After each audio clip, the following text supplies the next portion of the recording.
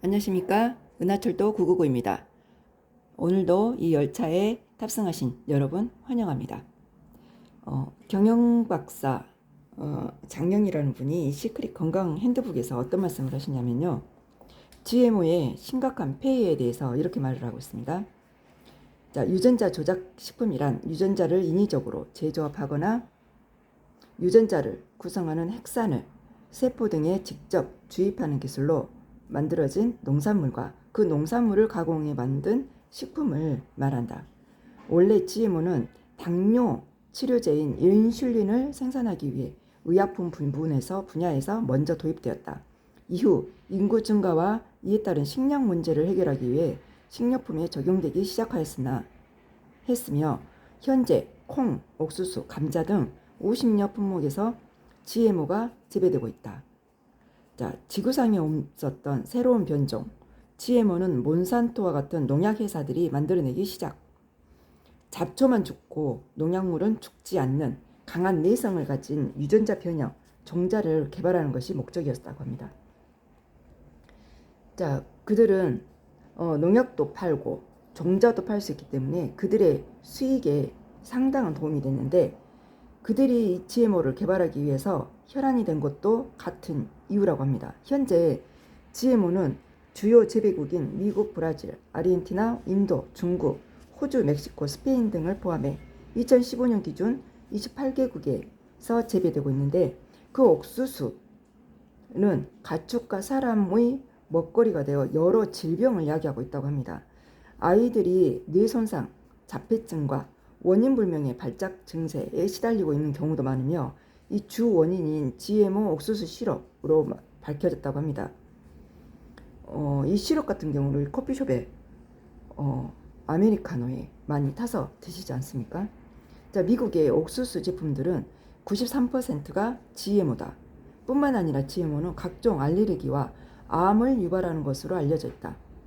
그래서 지금 원인모를 암에 많이들 걸리지 않습니까? 자, GMO는 대대로 이어내려온 자연 음식과는 달리 지구상에 없었던 새로운 변종이 만들어진 것이기 때문에 과거 우리 조상들이 겪어보지 못한 국적 불명의 식품이라고 할 수 있습니다. 마치 석유에서 만들어낸 인공색소나 방부제처럼 우리 몸에 좋을 리 없고, 이로 인해 환경 문제가 심각해지고 있으며 농약의 과다 사용, 그리고 이종 교배에 따른 생태계 교란 등의 우려가 현실로 나타나고 있다라고 합니다.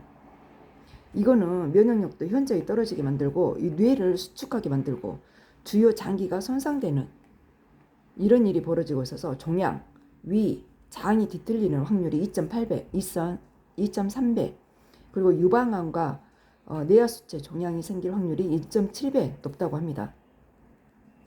특히 GMO 불임종자라는 것이 있는데, 자, 그의 파종에서 수확한 종자가 다음번에는 발화가 안 되도록 유전자를 조작한 것으로 일명 터미네이터 종자라고 불린다. 그런데 이러한 영향 때문에 GMO를 먹은 쥐들의 이세는 불임과 자폐증을 갖고 있다고 합니다. 쥐들에게 실험을 해봤더니 이렇다고 하네요.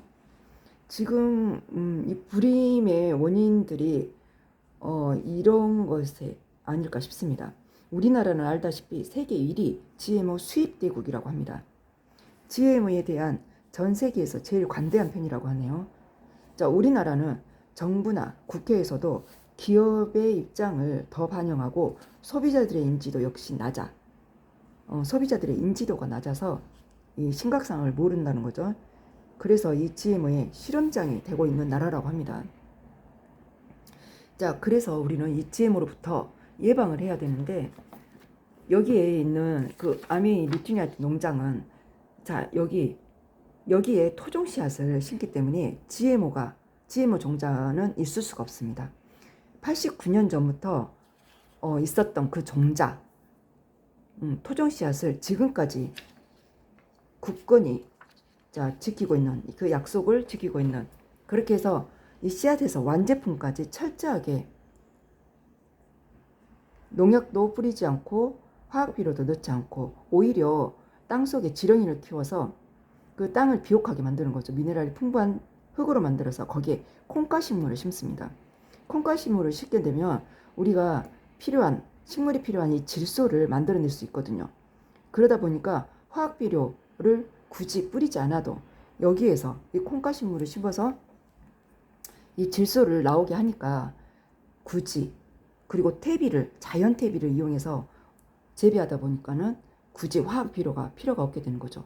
그리고 이 곤충들은, 이 해충들은 어떻게 하냐면 이 무당벌레나 잠자리 유충, 매, 이 올빼미 등이 이 해충과 해수로부터 식물을 지키게 한다는 거죠. 그러니까 천적을 이용해서 재배하기 때문에 화학 비료가 필요 없고 농약도 필요가 없는 거죠.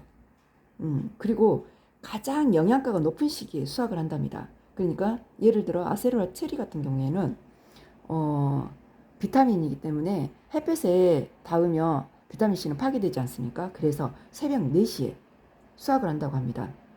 자, 이렇게 해서 만들어진, 그리고 밭에 남겨진 이 식물들은 양이 뜯어먹게끔 해서 이 양이 거기에 배분, 그냥 똥을 싸는 거죠. 그렇게 해서 자연스럽게 이태비가 되게끔 만드는 그런 작업으로 해서 토양을 비옥하게 하고, 그리고 또 흙을 1년 농사 지었으면 한 3, 4년 재배했으면 1년은 쉬어줘야 되거든요. 땅이라는 것은.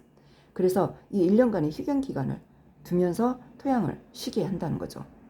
이렇게 해서 재배된 것들이기 때문에 이 비건 제품이면은 틀림이 없는 거고, 이러한 많은 인증 마크가 확보되어 있습니다. 그래서 이 아메이 제품을 믿고 이용해 주시면 건강도, 환경도 지킬 수 있게 되는 것이죠. 오늘도 건강한 하루 되시기 바랍니다.